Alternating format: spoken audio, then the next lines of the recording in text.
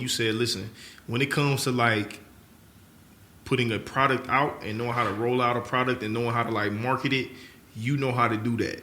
Yeah, like for talk sure. to me about the process of like having a product, marketing it, putting it out, knowing who you targeting, and like, you know, understanding all the ins and outs that comes with like working a product. Yeah, it's super important. And to me, you said something important of knowing who you marketing to.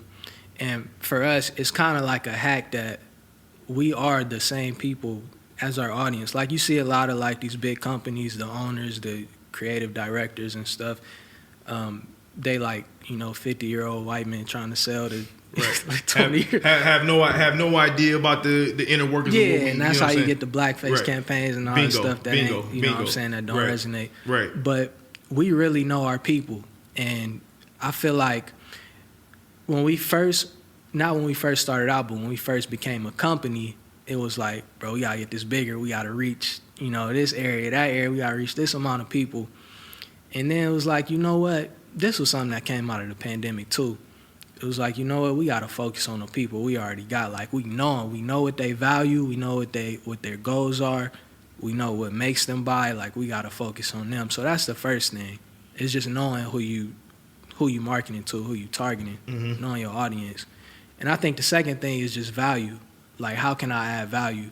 You know, whether that be through products, like a lot of our products, again, some might just be fly. And again, we talked about how a garment can transform you. Like, Right. it can make somebody feel better. So that's an added value. But also, we'll put like different sayings on our, you know, and different messages on our actual garments that can add value through inspiration or through motivation.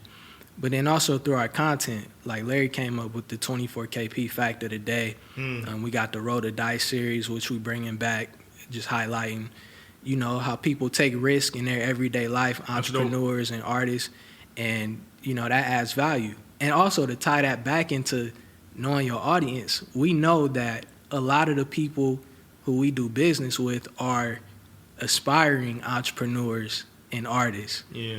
So through knowing them, we know how to add value to them. Yeah, man, that's so. First off, how did you learn all that? You know, I studied marketing in school, but honestly, through trial and error and through just relationships, you know, like everyday life, friendships, family, dealing with women, like, you know, adding value is important. Like, that's what make people, like, I'm going to compare it to, you know, if you dated somebody, like, you see people joke on social media like they always come back.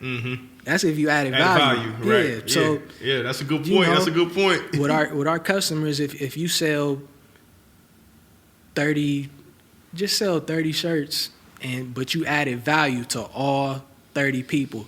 And shout out to Larry, because he controls our whole like shipping experience, and he makes sure that it's a great experience. Like, he add like different stuff, and all the packaging is custom. He makes sure that it's value added outside of just the product. But if you add value, they gonna come back. Yeah, for sure. Man, that's so dope, because yes, that is one of the things that I've had to learn through trial and error. You know, I didn't study marketing, I didn't study business, I didn't study finance, but I did study, you know, other creators. Like, you know what I'm saying? I did study Nip. I did study, you know, other podcasters, other artists, like, you know what I'm saying? And really people who really push like the independent wave and things like that. I did study the language and the stuff that they was using. And like when it came, like, I understood adding value, but I think what I understood more than anything is the importance of, like, when you have a product, it's important to just be like I wanted to have something that I would actually rock. Like, you know what I'm saying? I want my hoodies and my products and shit to be stuff that I'm gonna, you know what I'm saying, enjoy wearing. Yeah. I wear my shit every day because I like the way it look. Like, you know what I'm saying? Like, I'm not going to just put something out there just to try to make $1 if it ain't, you know what I'm saying, if it ain't dope to me. And that was something that I seen that resonated, you know what I'm saying, with people that, you know, that support what I got going. But again, that touches on what you said about adding value. Yeah, and also just like I said, one of the inspirations for us was we always felt like our style was unique and just had confidence in our own style. You know, I felt like that should be put out into the world. And that's probably how you are. Like, you probably always felt like you was fly and that if you like it gotta be some other people that's gonna like it. That's it, man. I mean, you know, it's just, listen, man, for real, honestly, it's the tangible aspect of it, but it's also just being like, it's being so moved by something that you know that it's bigger than yourself. Like, you know what I'm saying? I knew that, like, essentially, man, we just having a dope conversation.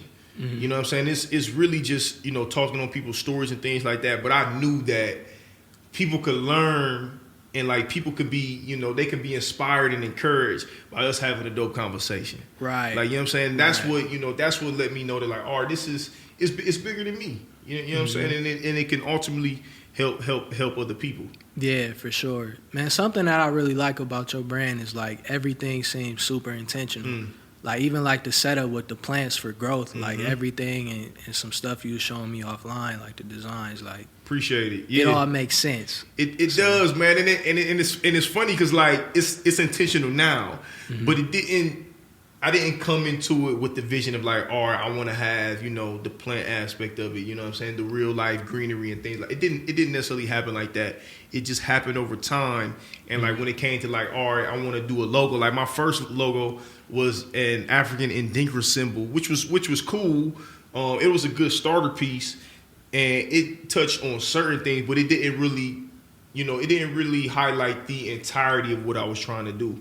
And the greenery more so spoke to like, yeah, who I am. Like I really, you know, fuck with plants. Like, you know what I'm saying? Like when I got plants at the crib, I make my son talk to the plants and things like that. I didn't know that. So it connect even more now. That's fire. Exactly. You know what I'm saying? So I appreciate that aspect of it. We do try to be, you know, intentional.